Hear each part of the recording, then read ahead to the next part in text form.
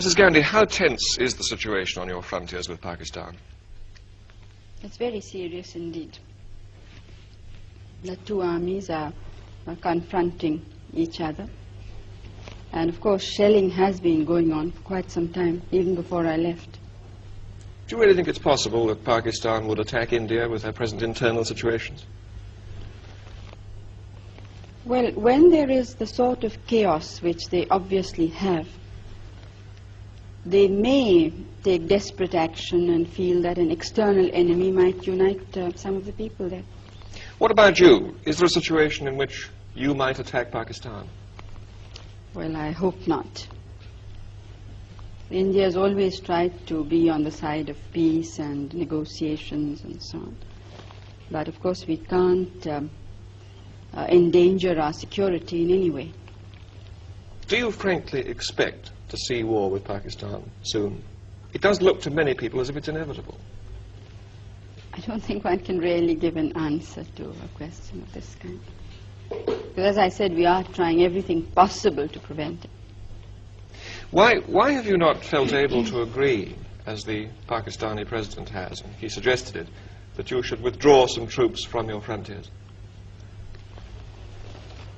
Pakistan, as I moved its troops forward a considerable time before we did. Now, while they were there on our border, nobody raised any question that this would be, endangers peace, it endangers our country. Now, when we felt compelled in the interest of our defense, the whole world seems to have woken up. Now, it seems a very unrealistic situation to me.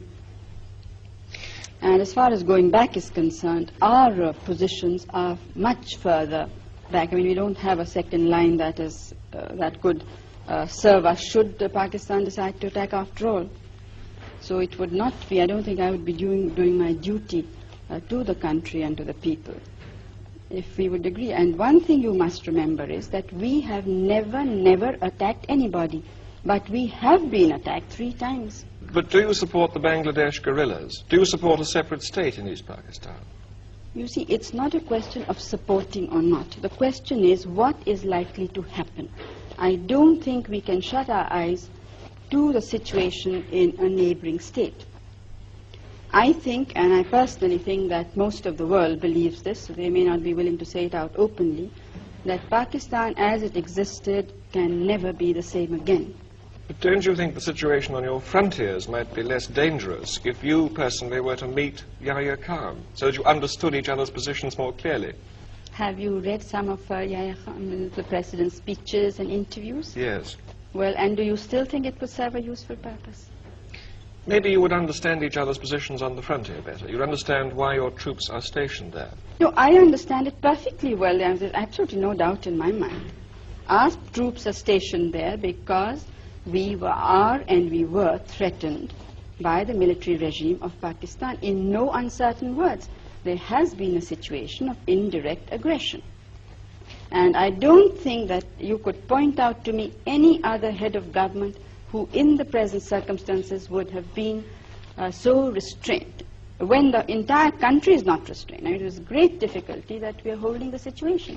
And then what we get outside is to equate us with a government which has killed more than 1 million people, which has created conditions of barbarity which I don't think the world has very seldom seen.